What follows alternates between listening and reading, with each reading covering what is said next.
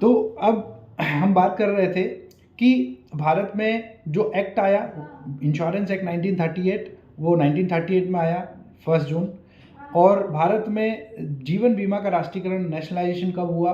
वो हुआ 1 सितंबर 1956। अब बात आ जाती है कि भाई ये तो जीवन बीमा की बात हुई, जो आपका जनरल इंश्योरेंस है यानी कि सामान्य बीमा, वो उसमें क्या आता है? जनरल बीमा में आपके लाइफ के अलावा जितने भी बीमे हैं वो जनरल इंश्योरेंस का पार्ट है, जिसमें कि आपका स्वास्थ्य का बीमा हो गया, आपकी गाड़ी का बीमा हो गया, ये सारा का सारा ये जनरल इंश्योरेंस का पार्ट है। तो जनरल इंश्योरेंस यानी कि जो हमारा सामान्य बीमा है, इसका राष्ट्रीयकरण कब हुआ था, नेशनलाइजेशन कब हुआ था? तो 1972 यानी कि 1972 में इसका राष्ट्रीयकरण हुआ था, ये ध्यान रखिएगा। भारत के इतिहास को अगर देखेंगे आप, फाइनेंशियल इतिहास को, तो एक बहुत बड़ी कमेटी, और इसे याद भी रखा जाता है और इसका डिस्कशन भी किया जाता है, कभी भी जिक्र आए, वो है 1993 की मल्होत्रा कमेटी। मल्होत्रा कमेटी ने 2 रिकमेंडेशन दिए थे बीमा को लेकर के, क्योंकि हम बीमा की बात कर रहे हैं। हालांकि उन्होंने तो बहुत सारी चीज़ें, बहुत सारे फील्ड में, फाइनेंस में उन्होंने बातें कही थी, लेकिन 2 बातें सिर्फ बीमा के लिए उन्होंने कही थी। एक, उन्होंने कहा था कि LIC अकेले सक्षम नहीं है भारत जैसे विशाल कंट्री, विशाल इन द सेंस कि पॉपुलेशन की दृष्टिकोण से। तो so far as the population of India is concern, we are the second largest populous country in the world. तो ये चीज़ ध्यान में रखते हुए, तो मेन इम्पॉर्टेंट क्या हुआ कि जो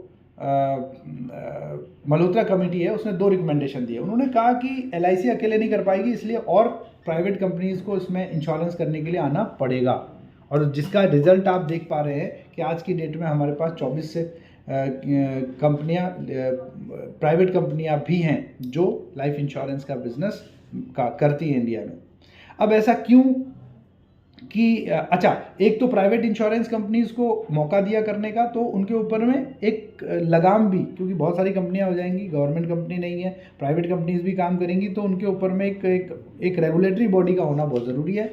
ये भी रिकमेंडेशन मल्होत्रा कमेटी ने 1993 में दिया था, जिसके चलते 1999 में, ये तारीखें याद कर लीजिएगा, 1999 में IRDA का गठन हुआ, insurance regulatory development authority of India, IRDAI ये बनी। और इसने एक्चुअल में गठन यानी कि कंस्ट्रक्ट तो हो गई थी 1999 में, लेकिन वर्किंग जो स्टार्ट करी वो 2000 से स्टार्ट करी। तो 2 अलग अलग क्वेश्चन आते हैं कभी कभी कि भाई बनी कब? 1999 में। काम करना कब से शुरू किया? तो 2000 से काम करना शुरू किया। तो ये 2 अलग अलग बातें हैं, याद रखिएगा।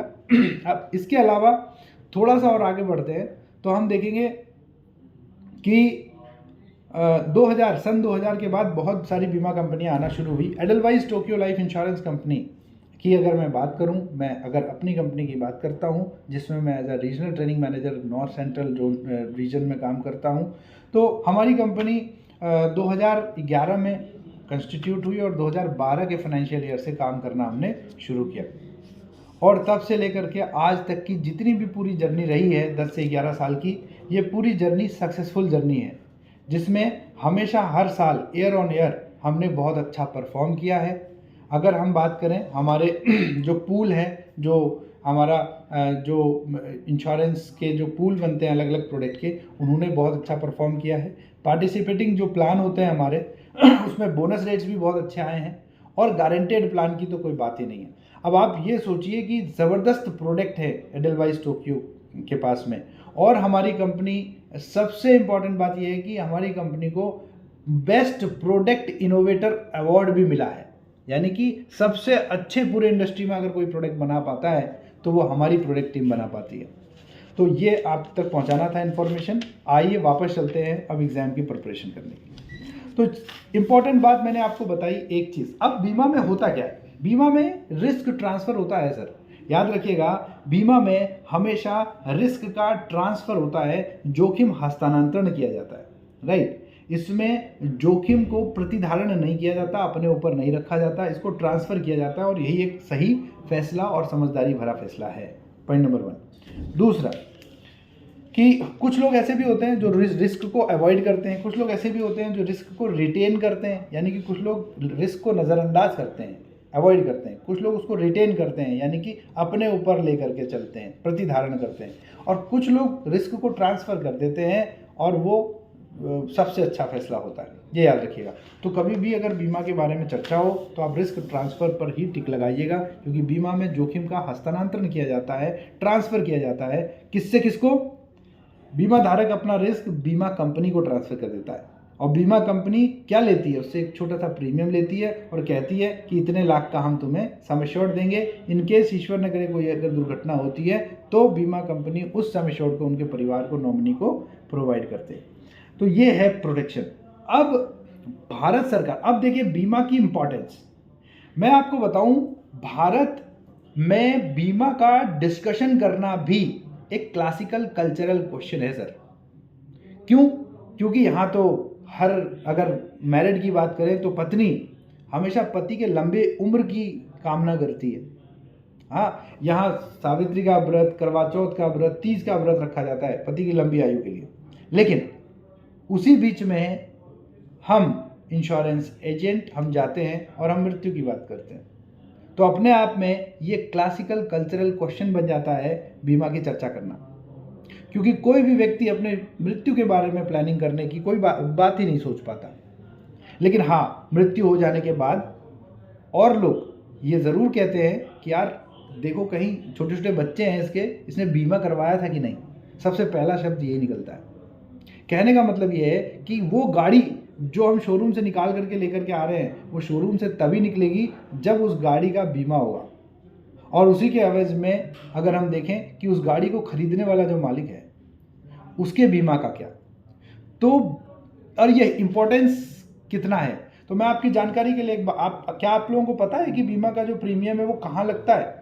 जो प्रीमियम जो कस्टमर जमा करता है, वेयर इट इन्वेस्ट, कहाँ जाता है? ये आपकी जानकारी के लिए बता देता हूँ कि ये ढांचागत विकास में लगता है किसी भी कंट्री के। ढांचागत विकास क्या होता है? Infrastructural development. यानी कि कोई भी ऐसा कंट्री के पास में, यानी कि देश के पास में बहुत लंबे समय तक के लिए अगर कोई अमाउंट पैसा रहता है, मिलता है उसको, तो वो बीमे की रकम होती है। तो इसलिए ये इंफ्रास्ट्रक्चरल डेवलपमेंट में यूज़ होता है। कहीं ना कहीं देश को विकासशील है तो विकसित बनने में मदद मिलती है, और ये राष्ट्र के दृष्टिकोण से बहुत इंपॉर्टेंट है। कहने का मतलब है हर व्यक्ति को, जो भी नागरिक है उस कंट्री का, उसका बीमा होना बहुत ज़रूरी है। चाहे वो स्वास्थ्य बीमा हो, चाहे वो लाइफ इंश्योरेंस यानी कि जीवन बीमा हो। अब इसका उदाहरण अगर आप देखेंगे तो जो गवर्नमेंट है वो भी राष्ट्रीय कृषि बीमा योजना, आप देखो कृषि यानी कि खेती की भी बीमा करी जा रही है। राष्ट्रीय स्वास्थ्य बीमा योजना, प्रधानमंत्री जीवन ज्योति बीमा योजना, सुना होगा आपने, ये प्रधानमंत्री सुरक्षा बीमा योजना, ये सब ये बीमा योजनाएं हैं। ये सोशल सिक्योरिटी के लिए की जाती हैं, सामाजिक सुरक्षा के लिए की जाती हैं, याद रखिएगा। अब देखिए, कोई भी बात हो तो देखिए, जो कस्टमर, कोई भी आप है, आप कस्टमर हैं, मैं कस्टमर हूँ, किसी कंपनी के लिए कस्टमर हो सकता हूँ। तो अब आप ये देखिए कि अगर मुझे वहाँ सही सर्विस मिल रही है तो मैं कंटिन्यू करूँगा, अगर सर्विस अच्छी नहीं है तो शायद मैं कंटिन्यू नहीं करूँगा। तो it is very very important to do continue with the. अब अगर कहीं पर किसी कस्टमर को कष्ट होता है, यानी कि प्रॉब्लम होती है, तो निकल के क्या आती है? शिकायत। और जहाँ शिकायत निकलती है वहाँ पर शिकायत करने की जगह भी तो होनी चाहिए। Yes, no, obviously yes. अब उसके लिए क्या करना पड़ेगा? उसके लिए शिकायत निवारण प्रकोष्ठ होना चाहिए, यानी कि एक कहीं पर शिकायत सुनी जाए और उसका निवारण किया जाए। इसके लिए हर कंपनी के पास अपना एक IGMS होता है। IGMS मतलब होता है इंटरनल ग्रेवियांस मैकेनिज्म सिस्टम। इसको इंटीग्रेटेड ग्रेवियांस मैकेनिज्म सिस्टम भी कह सकते हैं इंग्लिश में, लेकिन इसको हिंदी में आंतरिक शिकायत निवारण प्रकोष्ठ कहा जाता है। हाँ, इस प्रकोष्ठ में, और हर कंपनी के पास होता है ये। और अगर किसी ने इसमें शिकायत करी और संतुष्ट नहीं हुआ तो वो आगे बीमा लोकपाल यानी कि ओम्बड्समैन इंग्लिश में कहते हैं, और IRDA, insurance regulatory development authority of India, इनके पास जा सकता है, इनके पास जा सकता है। लेकिन वापस अगर किसी ने कोई शिकायत नहीं करी IGMS में तो फिर वो आगे नहीं जा सकता, वो यहीं रुक जाएगा। अब थोड़ा सा और आगे बढ़ते हैं। कोपा, कंज्यूमर प्रोटेक्शन एक्ट 1986, मैंने आपको बताया था कोपा 3 भागों में विभाजित है। कौन कौन सा? डिस्ट्रिक्ट, स्टेट और सेंट्रल। ठीक है, याद होगा तो आप पार्टिसिपेट भी कर सकते हो। और इनफैक्ट अगर आप कैमरा खोल देंगे तो ज़्यादा अच्छा है, मुझे भी लगेगा कि आप बैठे हुए हैं, इंटरेक्ट कर सकते हैं, मुझे रोक सकते हैं, मुझसे प्रश्न पूछ सकते हैं, राइट, ये मुझे अच्छा लगेगा। आप देखिए, डिस्ट्रिक्ट लेवल का कोई कर्मचारी है तो वो 20 लाख तक के जो भी शिकायत होगी वो डिस्ट्रिक्ट लेवल तक का बंदा कर सकता है, यानी डिस्ट्रिक्ट लेवल पे ही किया जा सकता है वो 20 लाख तक की शिकायत। 20 लाख से 1 करोड़ तक की शिकायत ये कहाँ होगी? स्टेट लेवल पे, और 1 करोड़ से ऊपर की नेशनल लेवल पे, ये ध्यान रखिएगा। अब बीमा के क्षेत्र में एक होता है बीमा लोकपाल, जिसे इंश्योरेंस ओम्बड्समैन कहा जाता है। इंश्योरेंस ओम्बड्समैन ये एक डिस्ट्रिक्ट लेवल का कर्मचारी है, इसीलिए इसकी लिमिट भी कितनी होगी शिकायत सुनने की? 20 लाख। याद रखिएगा, ये प्रश्न आते हैं, इसमें से लगभग 4 से 5 क्वेश्चन आएंगे, आप याद रखिएगा। 50 में से 17 मार्क्स लाने हैं, और अगर आप प्रॉपरली सुनते हैं तो चीज़ें हो जाती हैं। अब देखिए, कम्युनिकेशन का एक मीडियम होता है, जैसे मैं बोल रहा हूँ आप तक पहुँच रही है, तो इनकोडिंग डिकोडिंग, पहले इनकोडिंग होती है, यानी कि मेरी वॉइस इस ट्रांसमिशन में गई, और फिर आपके पास जैसी पहुँचने वाली है तो आपके स्पीकर ने उसको डिकोड किया। तो पहले यहाँ से इनकोड हुआ, मशीन लैंग्वेज में अंदर गया, और फिर आपके पास जब पहुँच रहा है तो साउंड में आ रहा है, यानी कि डिकोड हो गया। ठीक है, तो इनकोडिंग होती है और फिर डिकोडिंग होती है, याद रखिएगा। तो इसमें कभी कभी प्रश्न पूछ देते हैं, इसको भी याद रखिएगा।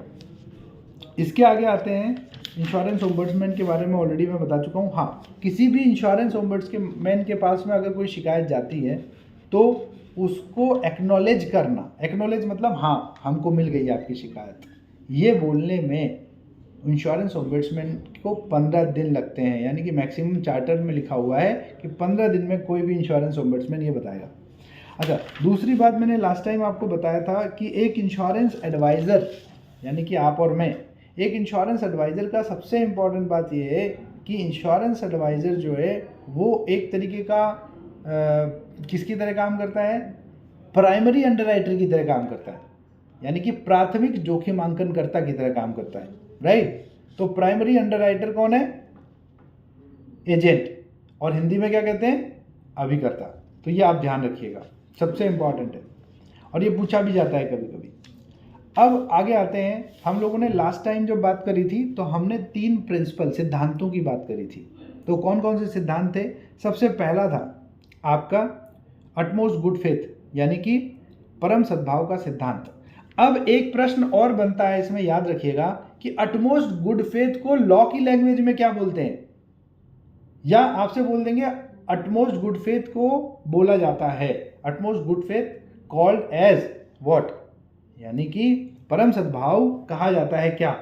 तो लॉ की लैंग्वेज में इसको कहते हैं उब्रिमा फिडिस, याद रखिएगा, UBERRIMA,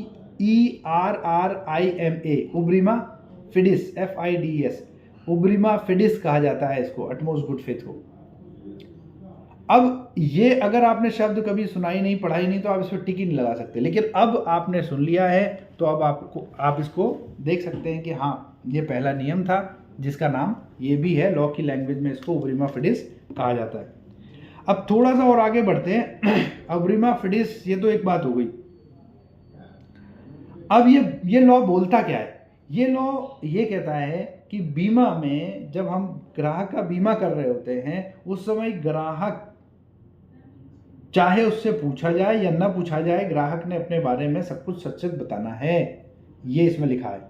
और एक और चीज़ लिखी है, अगर ग्राहक नहीं बताता है तो ऐसी स्थिति में 2 साल की अवधि, सेक्शन 45 ऑफ इंश्योरेंस एक्ट 1938, धारा 45 बीमा अधिनियम 1938 में ये भी लिखा हुआ है कि 2 साल तक इंश्योरेंस कंपनी के पास ये अधिकार है कि अगर ये वो प्रूव कर दे कि ये गलत बोला गया था तो ऐसी स्थिति में पॉलिसी को जब्त किया जा सकता है, और पॉलिसी को निरस्त किया जा सकता है, सीज किया जा सकता है, और प्रीमियमों को जब्त किया जा सकता है। ठीक है, ऐसा प्रावधान है। लेकिन इसी के उल्टे एक और प्रावधान इसमें है कि अगर 2 साल की अवधि तक बीमा कंपनी ऐसा नहीं कर पाई या नहीं पता लगा पाई, दोनों बातें, तो ऐसी स्थिति में जो भी क्लेम आएगा 2 साल के बाद वो बीमा कंपनी को देना होगा, बिना किसी विवाद के, without any excuses and without any argument, right. तो ये 2 साल की अवधि होती है, जिसे हम इंडिस्प्यूटेबिलिटी क्लॉज यानी कि अविवादिता खंड या निर्विवादिता खंड कहते हैं। ये तो हो गया पॉइंट नंबर 1 यानी कि उब्रिमा फेडिस यानी कि अटमोस्ट गुड फेथ यानी कि हिंदी में परम सद्भाव का सिद्धांत। अब एक दूसरा सिद्धांत होता है, उसे कहते हैं बीमा योगी हित। जितने भी लोग हम इस कॉल पे जुड़े हुए हैं, हमारा एक दूसरे पे बीमा योगी हित नहीं है। अगर एक नहीं रहता है तो उसका किसी भी दूसरे पर फाइनेंशियल, देखिए फाइनेंशियल मैं कर रहा हूँ ना, मैं अपना वीडियो ऑन करके बैठा हुआ हूँ, मुझे ज़रूर देखिएगा, फाइनेंशियल लॉस नहीं है। मुझे कुछ होता है तो आपका क्या कोई फाइनेंशियल लॉस है? नहीं। आपको कुछ होता है, मुझे कोई आपसे फाइनेंशियल लॉस है? नहीं। यानी कि हमारा आपस में किसी का भी एक दूसरे पर वित्तीय जो है लॉस होना नहीं है। तो फिर कौन किसका किस पर इंश्योरेबल इंटरेस्ट होगा?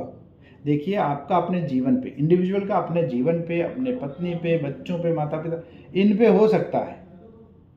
एक लेनदार देनदार के बीच हो सकता है, डेटर क्रेडिटर कहते हैं इसे इंग्लिश में, ठीक है। एम्प्लॉयर एम्प्लॉय के ऊपर हो सकता है, कीमैन के ऊपर हो सकता है, पार्टनर्स के ऊपर हो सकता है ना। आपका आपके एसेट पे हो सकता है, जैसे जो आपने बनाई, जैसे आपका घर हो गया, आपकी गाड़ी हो गई, तो उस पर हो सकता है। तो जिस पर जो अधिकार है, अब जैसे मान लेते हैं कि आप और मैंने आपसे 10 लाख रुपए ले लिए, 10 लाख रुपए लिखा पढ़ी में कर्जा, तो अब आपका भी मेरे ऊपर अधिकार हो जाएगा, बीमा योग्य हित हो जाएगा। वो कैसे? वो कितने का? 10 लाख, जितना मैंने लिया है उतने तक। अब आप 20 लाख का बीमा क्या मेरे पे ले सकते हैं? नहीं, उतना ही ले पाएंगे मैक्सिमम, जितना मैंने आप लायबिलिटी है मेरी। बैंक में होम लोन जो लेता है, होम लोन के साथ एक लोन प्रोटेक्शन भी जोड़ करके दे देता है बैंक। वो लोन प्रोटेक्शन क्या है? वो लोन प्रोटेक्शन है कि इन्होंने 40 लाख का लोन लिया, तो 40 लाख के लोन का प्रोटेक्शन है, ये जब तक जीवित है तो प्रीमियम देते रहेंगे। और लोन अगर इनकेस अगर कोई दुर्घटना हो जाती है, मृत्यु हो जाती है उस व्यक्ति की जिसने लोन लिया था होम लोन, तो बैंक को कैसे मिलेगा? उस बैंक को जिसने लोन दिया था उसको कैसे मिलेगा? वो उस बीमा कंपनी, उस बीमा जो उसने कराया था लोन प्रोटेक्शन का, वो बीमा से वो अपना क्लेम ले सकता है। अब ये जो लोन प्रोटेक्शन वाली पॉलिसी होती है, इसको मॉर्टगेज रिडेम्पशन इंश्योरेंस भी कहते हैं, MRI, मॉर्टगेज रिडेम्पशन इंश्योरेंस। याद करिएगा, लोन प्रोटेक्शन भी कहते हैं, कई जगह पे इसको MRI भी कहते हैं। MRI का फुल फॉर्म भी पूछ लेते हैं, मॉर्टगेज रिडेम्पशन इंश्योरेंस, याद रखिएगा। अब मैंने आपसे बात करी थी HLV, ह्यूमन लाइफ वैल्यू की, मानव जीवन मूल्य। हर इंसान का एक मूल्य है, उसको कैसे कैलकुलेट करते हैं? उसके इनकम के आधार पे करते हैं, उसकी आयु, एज के आधार पे करते हैं। तो ये याद रखिएगा, कैसे?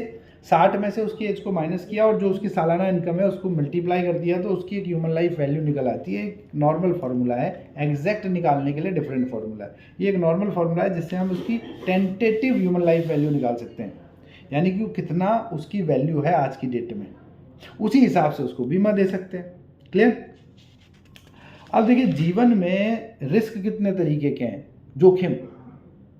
भाई आप हैं, मैं हूं, अभी जीवित हैं, हमसे पहले को न जाने कितने लोग रहे होंगे इस धरती पे, मर गए, चले गए, खत्म हो गया।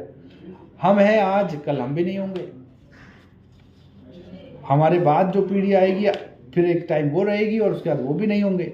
ये तो एक प्रोसेस है, ये तो चलता रहेगा। लेकिन एक्चुअल में रिस्क फिर कहाँ है? जब ये प्रोसेस ही है, मृत्यु होना बिल्कुल एकदम श्योर है कि होगी ही, तो फिर डर किस बात है? रिस्क कहाँ है? रिस्क ये है अनटाइमली डेथ। अनटाइमली यानी कि बता के नहीं आती मृत्यु, अनटाइमली होगी। तो कैसे होगी? देखिए, ब्रजेश तिवारी जी हैं, अंकित जी हैं, मनोज जी, एक कम हो गए कैंडिडेट। अब आगे बढ़ते हैं। अब देखिए, 3 तरीके के रिस्क। अब एक है डाइंग टू अर्ली, बहुत जल्दी मर जाना, लिविंग टू लॉन्ग, बहुत लंबा जिंदा रह जाना, और लिविंग विद डिसेबिलिटी, यानी कि डिसेबिलिटी के साथ में रहना। यानी कि आप समझ रहे हैं, कोई एक डिसेबल हो जाए व्यक्ति, उस हाथ पांव अपंग हो जाए, तो वो और भयानक होता है। तो ये ध्यान देने वाली बात है। ये तीनों ही रिस्क हैं। अगर कोई अपंग हो जाए, कोई बहुत ज़्यादा जिंदा रह जाए, वो भी एक रिस्क है, और बहुत जल्दी मृत्यु हो जाए, वो भी एक रिस्क है। तो एक एवरेज लाइफ स्पैन है एक इंसान का, और उतने तक उसको रहना चाहिए, और उतने तक उसकी सारी चीज़ें पूरी हो जाती हैं। This is called risk in insurance. तो बीमा में इसे रिस्क कहा जाता है, और यही सबसे इम्पोर्टेंट बात है समझने वाली। अब इस रिस्क के लिए लेवल प्रीमियम निकाला जाता है, और लेवल प्रीमियम का कैलकुलेशन बहुत सारे फैक्टर होते हैं, n नंबर ऑफ फैक्टर होते हैं जिसके ऊपर में किया जाता है। लेकिन आपकी जानकारी के लिए बता दूं कि एक व्यक्ति होता है, उसका नाम है एक्चुरी। एक्चुरी जो है ये एक पोजीशन है, एक पोस्ट है जो बीमा कंपनी में प्रीमियम को का कैलकुलेशन करने में मदद करता है, और ये बहुत बड़े मैथमेटिशियन होते हैं, ऐसे समझिए आप। और एक एक्चुअली सिर्फ एक ही बीमा कंपनी के लिए काम नहीं करता, वो काफ़ी बीमा कंपनियों के लिए काम करते हैं। और ये इनका काम क्या होता है? इनका काम होता है प्रीमियम निकालना। इनका काम होता है ये जो डेथ रेट होते हैं, है ना, मृत्यु दर जिसे कहते हैं, है ना, डेथ रेट, तो मृत्यु दर को भी निकालना, तो ये इनका काम है बेसिकली, ये ध्यान रखिएगा। तो शॉर्ट टर्म गोल्स भी हैं, कुछ लॉन्ग। देखिए, इंसान के जीवन में अलग अलग तरीके के गोल्स होते हैं, कुछ शॉर्ट टर्म होते हैं, कुछ मिडिल टर्म होते हैं, कुछ लॉन्ग टर्म होते हैं। तो जब प्लानिंग करते हैं हम, फाइनेंशियल प्लानिंग, तो ह्यूमन लाइफ वैल्यू निकालने के बाद तो फाइनेंशियल प्लानिंग में हम short term, middle term, long term तीनों गोल की बात करते हैं, और आपका कौन सा गोल कौन सी इंश्योरेंस पॉलिसी से कंप्लीट होगा हम उसकी बात करते हैं। यानी कि अगर दर्द हुआ तो हर दर्द की दवा पैरासीटामोल नहीं होती, उसी तरीके से बीमा में भी अलग अलग व्यक्ति की जो नीड है, ज़रूरत है, उसके आधार पर उसे बीमा दिया जाता है। किसी को कोई प्रोडक्ट दिया जाता है, किसी को कोई प्रोडक्ट दिया जाता है। उसी प्रकार जैसे डॉक्टर किसी को अलग दवाई लिखते हैं, किसी को अलग दवाई लिखते हैं। तो ये बहुत इंपॉर्टेंट है, और as a professional financial adviser यही हमारा काम भी होना चाहिए। अब देखिए, हर लाइफ की अगर हम बात करें तो लाइफ साइकिल होती है कि आज बचपन है, फिर बचपन के बाद टीनेजर आएगी, टीनेजर के बाद में वो वयस्क हो जाएगा, यानी कि एडल्ट हो जाएगा। अब एडल्ट होने के बाद में वो या तो नौकरी करेगा या नहीं करेगा। अगर कोई व्यक्ति कुछ नहीं कमाता है तो भी उसका बीमा नहीं किया जाता, याद रखिएगा। अब इस पूरे में जैसे अगर बच्चा है, जवान हो गया, अधेड़ हो गया, बूढ़ा हो गया, इसमें कौन सी ऐसी लाइफ स्टेज है जिसमें बीमा नहीं किया जाता या इम्पोर्टेंट ही नहीं होता बीमा? तो बचपन, यानी कि चाइल्ड में इम्पोर्टेंट नहीं होता। बच्चे का थोड़े बीमा किया जाता है, बच्चे के पापा का बीमा किया जाता है चाइल्ड प्लान में भी, और करना भी यही चाहिए। जो आदमी बच्चे पे बीमा ले वो गड़बड़ है, वो गलत है, वो लेना नहीं चाहिए, लेकिन लेते हैं लोग। क्यों लेते हैं? क्योंकि जितनी कम उम्र होती है वो बच्चों के लिए ले लेते हैं उसको, कि भैया ये जब बड़ा होगा तो इसको इस प्रोडक्ट से बेनिफिट होगा। लेकिन अपनी प्लानिंग अगर कोई कर रहा है, मैं अपने बच्चे के लिए प्लानिंग कर रहा हूँ, तो मैं यही देखूंगा कि मैं हूँ तो बहुत बढ़िया, मैं नहीं हूँ तो भी मेरा बच्चा जो सोचा है मैंने वो हो। उसके लिए क्या करना पड़ेगा?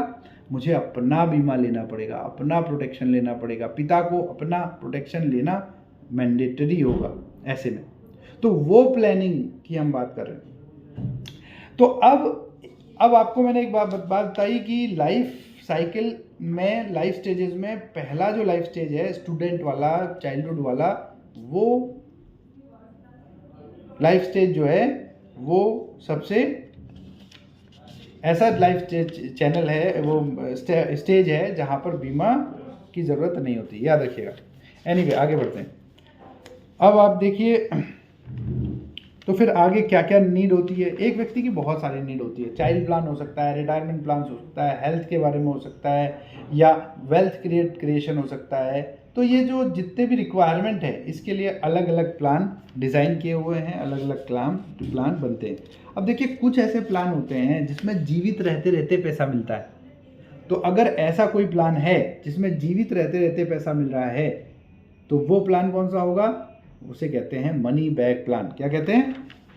मनी बैक प्लान, यानी कि हिंदी में उसे कहते हैं धन वापसी लाभ, मनी बैक बेनिफिट प्लान, याद रखिएगा। अब देखिए, एक होता है MWPA, married woman property act. MWPA में क्या होता है? MWPA में लाभार्थी, देखिए इसमें नॉमिनी नहीं होता, सबसे पहली बात तो ये समझिए। MWPA के तहत ली गई कोई भी पॉलिसी या प्रॉपर्टी में नॉमिनी नहीं होता। क्यों नहीं होता? क्योंकि इसके लाभार्थी सिर्फ पत्नी और बच्चे ही होते हैं। या तो पत्नी हो सकती है या बच्चे हो सकते हैं। हिंदुओं के केस में अडॉप्टेड चाइल्ड, गोद लिया बच्चा भी शामिल है, दत्तक पुत्र जिसे कहते हैं। और मुस्लिम्स के केस में 4 बीवियाँ शामिल है। यह सेक्शन 6 ऑफ MWPA एक्ट में लिखा हुआ है। MWPA यानी कि मैरिड वुमन प्रॉपर्टी एक्ट, ये कब आया था? 1874 में आया था, इसमें ये साफ साफ लिखा हुआ है। तो क्या किसी दोस्त का बीमा किया जा सकता है? आपसे प्रश्न, क्या किसी दोस्त का, अर्चित जी कट गए फिर से, क्या किसी दोस्त का बीमा किया जा सकता है? ब्रिजेश जी और अंकित जी, नहीं किया जा सकता। बीमा वो ले सकता है, लेकिन आप उसके ऊपर नहीं ले सकते कि उसके मरने पर आपको मिल जाए। क्यों? क्योंकि उस पर बीमा योग्य हित आपका नहीं बनता है। ठीक है, याद रखिएगा। अब देखिए, कुछ एज प्रूफ, जब पॉलिसी लेते हैं तो कुछ एज प्रूफ दिया जाता है, तो कंपनी कहती है स्टैंडर्ड एज प्रूफ दो। अब स्टैंडर्ड और नॉन स्टैंडर्ड एज प्रूफ में क्या डिफरेंस होता है, ये समझिए। स्टैंडर्ड एज प्रूफ जो सरकार द्वारा मान्यता के साथ में बनाया हुआ, या किसी चर्च द्वारा कोई ऐसा बनाया हुआ सर्टिफिकेट, वो स्टैंडर्ड एज प्रूफ में आ जाता है। आप कहेंगे चर्च द्वारा? हाँ जी, चर्च द्वारा, क्योंकि पहले पूरा कंट्री का जो भी एडमिनिस्ट्रेशन चलता था वो चर्चों से चलता था। तो चर्च यानी कि जो होते हैं क्रिश्चियंस के, वो एक लेटर इशू करते हैं जिसे हम कहते हैं बैप्टिज्म, सर्टिफिकेट ऑफ बैप्टिज्म।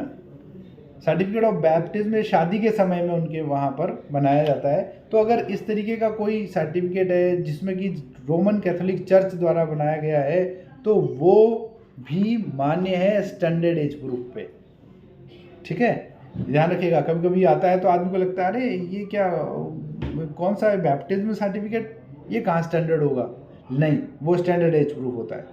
लेकिन हाँ, वहीं पर कुंडली, जैसे आप और हम जब पैदा होते हैं तो बच्चे पैदा होते हैं, उनकी बना लेते हैं, वो आजकल कुंडली सॉफ्टवेयर आता है उससे डाउनलोड करके, तो वो हॉरोस्कोप जिसे कहते हैं वो स्टैंडर्ड एज प्रूफ नहीं होता, वो नॉन स्टैंडर्ड एज प्रूफ होता है। अगर कोई कहे राशन कार्ड, तो सर भाई राशन कार्ड में सर उसका एज लिखा होता है, ration card standard age proof नहीं होता, ये नॉन स्टैंडर्ड एज प्रूफ है, याद रखिएगा। ठीक है, और एक जो सर्टिफिकेट ग्राम पंचायत से बना हुआ है अगर, तो वो भी आपका सर्टिफिकेट जो है वो नॉन स्टैंडर्ड है, याद रखिएगा। किसी ने खुद सेल्फ डिक्लेयर किया है कि मैं ये शपथ लेता हूँ कि ये मेरा जो है जन्म यही है और ये बिल्कुल सत्य है, तो ये जो उसने खुद ही एफिडेविट बनवाया है, तो ये भी नॉन स्टैंडर्ड एज प्रूफ होगा। जाहिर सी बात है, ये नॉन स्टैंडर्ड होगा। कभी कभी लोग राशन कार्ड और विलेज पंचायत के प्रमाण पत्र में कंफ्यूज जाते हैं। राशन कार्ड, हॉरोस्कोप और सेल्फ डिक्लेरेशन या विलेज पंचायत का सर्टिफिकेट, ये सब नॉन स्टैंडर्ड एज प्रूफ है। ठीक है, पूछा जाता है जी। जी ब्रिजेश जी, हाँ जी, हाँ जी, बोलिए ब्रिजेश। देखिए,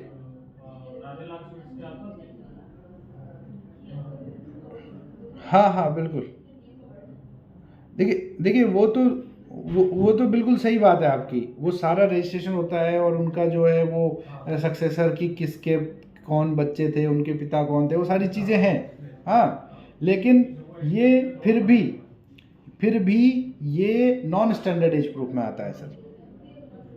इतना सब कुछ होते हुए भी ये नॉन स्टैंडर्ड एज प्रूफ में आता है।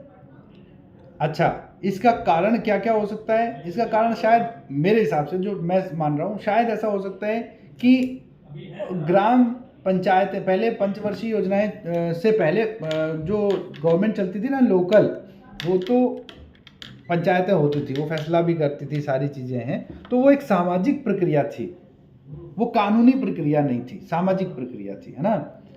और वहाँ पर जो भी लोग थे वो चयनित लोग होते हैं, लोगों द्वारा ही, नहीं ऐसा ही तो कुछ होता है ग्राम पंचायत में।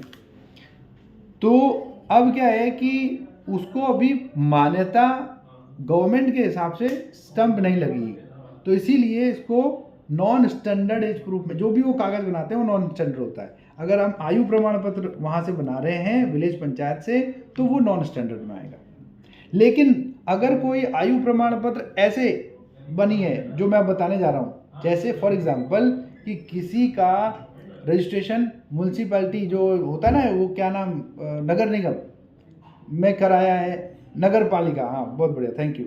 तो वहाँ से जो उसका जन्म प्रमाण पत्र मिल रहा है वो स्टैंडर्ड एज प्रूफ माना जाता है। अगर अब और भी क्या है, जैसे मान लीजिए उसके बेस पे आपका हाई स्कूल का सर्टिफिकेट और उसी के बेस पे आपका पैन कार्ड, तो ये पैन कार्ड जो है, पैन कार्ड पे डेट ऑफ बर्थ होती है, ये स्टैंडर्ड एज प्रूफ में आ जाएगा। और एक सर्टिफिकेट होता है जिसको चर्च में बनाते हैं, जिसे बैप्टिज्म का सर्टिफिकेट कहते हैं, सर्टिफिकेट ऑफ बैप्टिज्म, ये भी स्टैंडर्ड एज प्रूफ में आता है। कभी कभी हम इसको कंफ्यूजन में नॉन स्टैंडर्ड एज प्रूफ लगा देते हैं, लेकिन ये स्टैंडर्ड एज प्रूफ है। ऐसा इसलिए भी हो सकता है कि पहले के टाइम पर जो पूरी एडमिनिस्ट्रेशन है, पूरा जो साम्राज्य चलता था, शायद आप अगर हिस्ट्री पढ़े होंगे तो आप देख पाएंगे कि पूरा एडमिनिस्ट्रेशन चर्च से चलता था। रोमन कैथोलिक चर्च के बारे में थोड़ा सा अगर आपने पढ़ा हो या आज आप गूगल करके पढ़िएगा, तो पूरी सत्ता वहाँ से चलती थी, यानी कि वो एक हिसाब से संसद जैसे भवन है हमारा, उस तरीके से संसद आप समझ लीजिए। तो इसलिए उसके द्वारा जारी किया हुआ कोई भी सर्टिफिकेट या बैप्टिज्म का कोई सर्टिफिकेट वो स्टैंडर्ड एज प्रूफ में क्रिश्चियंस का बनता है ये बेसिकली, ठीक है। तो ये आप ध्यान रखिएगा। अच्छा, यहाँ तक कोई डाउट, कोई दिक्कत तो नहीं है, कोई डाउट तो नहीं है, अभी आगे बढ़ें? Okay, thank you. अब ये देखिए मनी लॉन्ड्रिंग, मनी लॉन्ड्रिंग की 3 स्टेजेस होती हैं। एक होती है आपकी स्टेज, सबसे पहला प्लेसमेंट, दूसरा लेयरिंग और तीसरा इंटीग्रेशन। प्लेसमेंट, लेयरिंग और इंटीग्रेशन मतलब कि जो खराब काला धन है उसको लाए, उसको एक जगह लगाया, फिर उसके बाद वहाँ से निकाल करके दूसरी जगह, तीसरी जगह, चौथी जगह, पांचवी जगह, यानी कि लेयरिंग कर दी, और लास्ट में उसको पता ही नहीं चला कि वो उसका ओरिजिनल सोर्स क्या था। ओरिजिनल सोर्स इलीगल था, तो अब वो पता ही नहीं चला वो ओरिजिनल सोर्स क्या है। तो ये प्रोसेस कहलाता है आपका मनी लॉन्ड्रिंग, पैसे की धुलाई, काले पैसे को वाइट में कन्वर्ट करने का प्रोसेस। ये पहले बहुत चलता था, अब सरकार ने इसके ऊपर में बहुत लगाम लगाया। आज से 20 साल पहले भी, इवन 15 साल पहले भी ये बहुत धड़ाले से होता था, और आप यकीन मानिए कि लोगों ने अपने ब्लैक को वाइट बनाने की मशीन बना रखी थी, और इंश्योरेंस को भी ऐसे ही यूज़ करते थे। आज की डेट में अब चीज़ें थोड़ी सी कंट्रोल्ड वे में होने लग गई हैं। क्यों? क्योंकि अब 50,000 के ऊपर का कोई भी ट्रांजैक्शन होगा तो करने वाले का, उस ट्रांजैक्शन को करने वाला जो भी बंदा है, उसका पैन कार्ड जरूर मांग लिया जाता है, तो जिससे ये ट्रैक हो जाता है कि ये किसका था। तो मनी लॉन्ड्रिंग को रोकने के लिए 2002 में भारत सरकार ने prevention of money laundering act, यानी कि एक एक्ट निकाला जिससे हम इस पर लगाम लगा सकें, रोक लगा सकें। और 2005 से इस एक्ट ने काम करना शुरू किया। उससे पहले सोचिए कितनी मनी लॉन्ड्रिंग होती होगी। तो एक्ट 2002 में आया, 2005 से इसने काम करना शुरू किया। और फिर ये जो प्लेसमेंट, लेयरिंग और इंटीग्रेशन, अब इसमें प्रश्न ये भी आता है कभी कभी कि वो 3 प्रणाली या 3 प्रोसेस या 3 स्टेप्स बताइए जिसमें ये होता है, मनी लॉन्ड्रिंग होती है। तो आपको याद रखना पड़ेगा, इंग्लिश में प्लेसमेंट, लेयरिंग, इंटीग्रेशन, और हिंदी में इसे कहते हैं स्थापित करना। प्लेसमेंट को कहते हैं स्थापित करना, और लेयरिंग को कहते हैं स्तरीकरण, और पृथकीकरण तीसरा होता है। इंटीग्रेशन मतलब पृथक कर देना, अलग कर देना, पृथकीकरण। तो ये याद रखिएगा। अब एक और चीज़ मैं आपको बताऊं जिसमें कि मैं आपको बताना चाह रहा हूं कि जब पॉलिसी कोई कराता है व्यक्ति, तो पॉलिसी कराने वाला ग्राहक अपनी केवाईसी कराता है। अब केवाईसी का फुल फॉर्म पूछ लेते हैं कभी कभी। केवाईसी क्या होता है? नो योर कस्टमर, अपने ग्राहक को जाने। तो अपने ग्राहक को कैसे जानेंगे? हम जानेंगे, जैसे मैं या आप एक दूसरे को कैसे जानेंगे? हम आपको देखा नहीं, कभी मिले नहीं, तो हम आपके आधार कार्ड से जानेंगे, आपके पैन कार्ड से जानेंगे, आपके डॉक्यूमेंट से जानेंगे, बाकी निवास प्रमाण पत्र या बाकी चीज़ों से, कि आप जो है ये फला हैं और ये आपका जगह है, यहाँ आप रहते हैं, यहाँ आप काम करते हैं। हाँ, तो उस आप दिखते कैसे हैं, क्या उम्र है, ये सब उन चीज़ से पता चलेगा। तो केवाईसी बहुत ज़रूरी होता है। और किसी ग्राहक ने पॉलिसी ली, उसे पॉलिसी समझ में नहीं आई या उससे झूठ बोला गया, तो उसके पास ये अधिकार होता है कि वो अपनी पॉलिसी को कैंसिल करा सके दोबारा से, प्रीमियम सारी उसको मिल जाती है। उसे कहते हैं फ्री लुक पीरियड, है ना। इसे कूलिंग ऑफ पीरियड भी कहा जाता है और फ्री लुक पीरियड भी कहा जाता है, याद रखिएगा। इसके अलावा थोड़ा और आगे जाते हैं तो एक पॉलिसी डॉक्यूमेंट होता है, इस तरीके का एक पतला पॉलिसी डॉक्यूमेंट होता है ना, ऐसे पतली सी किताब होती है, और ये पॉलिसी डॉक्यूमेंट ग्राहक के पास जाता है, उसमें सारी चीज़ें लिखी रहती हैं। इस पॉलिसी डॉक्यूमेंट में ही आपका FPR होता है। FPR मतलब फर्स्ट प्रीमियम रिसिप्ट, यानी कि पहली प्रीमियम रसीद होती है। ये प्रमाण पत्र होता है एक हिसाब से कि आपका बीमा इस कंपनी पे चालू हो चुका है, और उसके पॉलिसी शेड्यूल में सारी चीज़ें लिखी होती हैं A to Z regarding your policy सारी। अब किसी की पॉलिसी अगर गुम हो जाए तो क्या किया जा सकता है? सिंपल है, डुप्लीकेट पॉलिसी के लिए अप्लाई कर दीजिए, डुप्लीकेट पॉलिसी ले लीजिए। ये क्वेश्चन आते हैं कभी कभी, ये छोटे छोटे अब इलॉजिकल टाइप के लगते हैं लेकिन इंपॉर्टेंट है। अब और आगे आते हैं, देखिए इंश्योरेंस एक्ट 1938 की 2 धाराएं याद कर लीजिएगा अभी, और एक सेक्शन 39 और एक सेक्शन 38, एक धारा 39 और एक 38। ये क्या है? देखिए 38 में असाइनमेंट है। असाइनमेंट 2 तरीके के होते हैं, एक होता है कंप्लीट असाइनमेंट, एब्सोल्यूट असाइनमेंट, एक होता है कंडीशनल असाइनमेंट, यानी कि एक परम समुदेशन और एक सशर्त समुदेशन हिंदी में। हाँ, लेकिन अब असाइनमेंट जो है वो कमज़ोर करिए, असाइनमेंट छोड़ दीजिए, आप नॉमिनेशन में आ जाइए। नॉमिनेशन ये सेक्शन 39 में लिखा हुआ है इंश्योरेंस एक्ट 1938 के, और नॉमिनेशन कितने व्यक्ति को आप नॉमिनी बना सकते हैं एक पॉलिसी में, यानी कि एक से अधिक लोगों को नॉमिनी बना सकते हैं। ठीक है, ये याद रखिएगा, यानी कि नॉमिनी एक से अधिक व्यक्तियों को बनाया जा सकता है। अब एक प्रश्न आता है, क्या माइनर को नॉमिनी बना सकते हैं? तो आप कहेंगे जी हाँ, माइनर को नॉमिनी बना सकते हैं। जो माइनर है, माइनर मतलब 18 साल से छोटा। अब अगर माइनर को नॉमिनी बनाया है तो आपको एक अपॉइंटी की ज़रूरत पड़ेगी, है ना, एक अपॉइंटी रखना पड़ेगा, जो तब तक अपॉइंटी रहेगा जब तक माइनर जो है वो मेजर नहीं हो जाता, यानी कि नाबालिग जो है वो बालिग नहीं हो जाता। ये आपको ध्यान रखना पड़ेगा। ठीक है, अब आते हैं अंडरराइटिंग। मैं ऑलरेडी आपको बता चुका हूँ अंडरराइटिंग के बारे में। फैमिली, हाँ, जब कभी किसी की पॉलिसी करी जाती है ग्राहक की, तो उसकी ना कुछ बातें पूछी जाती हैं, पर्सनल चीज़ें भी उसकी पूछी जाती हैं, जिसमें से एक आध चीज़ें ऐसी होती हैं कि उसके फैमिली हिस्ट्री के बारे में, उसके हैबिट्स के बारे में, कि वो दारू पीता है कि नहीं, सिगरेट पीता है कि नहीं, पीता है तो कितना पीता है डेली का, फैमिली हिस्ट्री में किसी को कोई बीमारी थी कि नहीं। ये सब चीज़ें तय करती हैं कि उसका प्रीमियम कितना होगा और उसको ये पॉलिसी दी भी जाएगी या नहीं दी जाएगी। तो these are the most important things.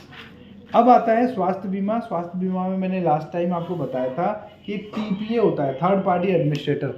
वो क्या होता है? वो हर हॉस्पिटल में, लगभग जो लिस्टेड हॉस्पिटल में है उनमें एक TPA का ऑफिस ज़रूर होता है, या लिस्टेड हॉस्पिटल जो भी है वो आपको TPA के बारे में बता देता है कि ये हमारा TPA है, आप इससे संपर्क कर लीजिए। तो अगर किसी ने स्वास्थ्य बीमा लिया है तो वो TPA के थ्रू अपने डॉक्यूमेंट जो है बीमा कंपनी को भिजवाता है। बीमा कंपनी जो उसका क्लेम है वो बीमा कंपनी से लेकर के हॉस्पिटल को पेमेंट करवाने में मदद करती है। ये TPA का काम है।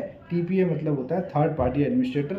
ये किस में काम करता है? ये स्वास्थ्य बीमा में काम करता है, राइट। इसके बाद में इंश्योरेंस में डॉक्यूमेंट जो है वो बहुत लगते हैं। प्रपोजल फॉर्म है, प्रॉस्पेक्ट है, रिसिप्ट है, ये सारी चीज़ें हैं। पहली रसीद को फर्स्ट प्रीमियम रिसिप्ट कहा जाता है, और बाद में रिन्यूअल प्रीमियम रिसिप्ट्स होते हैं, तो ये ध्यान रखिएगा। थोड़ा सा और आगे आते हैं। स्वास्थ्य बीमा में एक पॉलिसी होती है फैमिली फ्लोटर, याद रखिएगा, क्योंकि अब बहुत कम टाइम है हमारे पास में, लगभग 5 मिनट और मैं आपको पढ़ाऊँगा, कंप्लीट हो जाएगा उसमें। इसके बाद दूसरी मीटिंग चालू है। अब इसमें ध्यान रखिएगा कि एक फैमिली फ्लोटर होता है। Family floater health insurance plan होता है, और यही एक ऐसा प्लान होता है जिसमें पूरा परिवार कवर हो सकता है। तो कभी कभी प्रश्न पूछते हैं कि ऐसा कौन सा प्लान है जिसमें पूरा परिवार कवर हो सकता है स्वास्थ्य में, तो वह है फैमिली फ्लोटर प्लान। ठीक है, याद रखिएगा। अब और आगे आते हैं, तो आपको बहुत सारी चीज़ें मैंने बता दी, ऑलमोस्ट मैंने सारी चीज़ें बता ही दी हैं। IRDA के बारे में थोड़ा सा आप और पढ़िएगा, और थोड़ा सा मॉक टेस्ट करिएगा। आप लोगों में से किसी ने मॉक टेस्ट किया है? ब्रजेश जी, मॉक टेस्ट किया आपने? हाँ ब्रजेश जी, मॉक टेस्ट हाँ करिएगा, और हाँ आज करिएगा, फिर बताइएगा। अच्छा अंकित जी, मॉक टेस्ट किया था आपने? अभी नहीं किया। अंकित जी मॉक टेस्ट करिए, क्योंकि अब इसके बाद देखिए कोर्स ऑलमोस्ट समाप्त है, इसमें कोई चीज़ नहीं बची है, सारी चीज़ें मैंने बता दी हैं आपको। अब आपको प्रैक्टिस करनी है, और प्रैक्टिस में क्या करना है, आपको मॉक टेस्ट करना है, मॉक टेस्ट के रिजल्ट्स कैसे आ रहे हैं उससे भी सीखना है, उसके आंसर्स भी आते हैं उसको पढ़ना है, और रेगुलर वे में आप मॉक टेस्ट करते रहिए। 12 तारीख को पेपर है, आज 9 तारीख हो गई, ख़त्म ही हो गई ऑलमोस्ट, 10-11 2 दिन है, इस पर आप लग करके मॉक टेस्ट वगैरह से मेहनत कर लीजिए। जो नहीं आएगा वो आप पूछ लीजिएगा, राइट। तो इस तरीके से आप अपने आप को प्रिपेयर करिए। और एक और सबसे इम्पॉर्टेंट बात यह है कि अभी से लेकर के जब तक एग्ज़ाम नहीं आ जाता तब तक मेरी रिक्वेस्ट है